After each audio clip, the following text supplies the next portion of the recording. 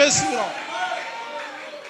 வானத்திற்கு கீழே மனிதர் பூமியின் மீதெங்கும் மனுஷர்களுக்குள்ளே அவருடைய நாமம் அல்லாமல் வேறொரு நாமம் கட்டளையிடப்படவில்லை. வானவர் பூதலத்தோர் பூமியின் கீழாருடைய எல்லா முழங்கால்களும் இயேசு என்கிற நாமத்திற்கு முன்பதாக முடக்க, எல்லா நாவும் அவரை அறிக்கை செய்யும். இவைகளை விட்டு பூரணராகும்படி கடந்து போவோமாக. அடுத்த ஹைடெக் லெவலுக்கு வந்துடணும்.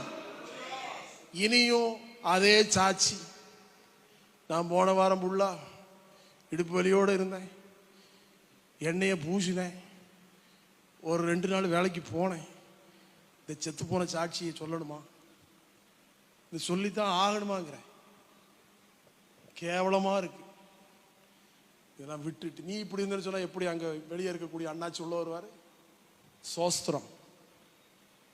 நம்ம வீட்டில் 2000 ஓட்டையை வச்சுக்கிட்டு ஜெபிக்கக்கூடிய எங்கள் வீட்டில் தான் போராட்டம். இதை வச்சுக்கிட்டு எப்படிங்க அவங்கள நம்ம ரிலீஸ் பண்ண முடியும்? அவங்கள எப்படி நம்ம உள்ள வாங்கன்னு சொல்ல முடியும்? ஏசு உங்களை விடுதலை பண்ணுவார்னு சொல்ல முடியுங்களா? முதல்ல வந்துட்டு நம்முடைய ஃபேமிலி, நம்முடைய தனிப்பட்ட வாழ்க்கை, நம்முடைய பிள்ளைங்களுடைய ஜீவிதத்தில் ஏதோ ஒரு குறைபாடு இருக்கத்தான் செய்யுது. இதுக்கான சொல்யூஷன் என்ன?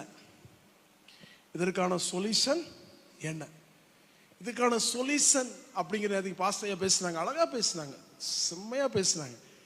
சவுல் வந்து விசாரிக்கக்கூடிய ஆளை விட்டுட்டு குறி சொல்லுகிற பெண்ணுகிட்ட போய் விசாரிச்சுக்கிட்டு இருக்கிறான். விசாரிக்கக்கூடிய ஒரு உயிருள்ள தெய்வம். ஆமே சொல்லுங்களேன்.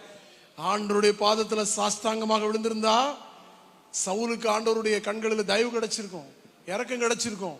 இவன் அதையெல்லாம் விட்டு தன்னுடைய சுய பலத்துல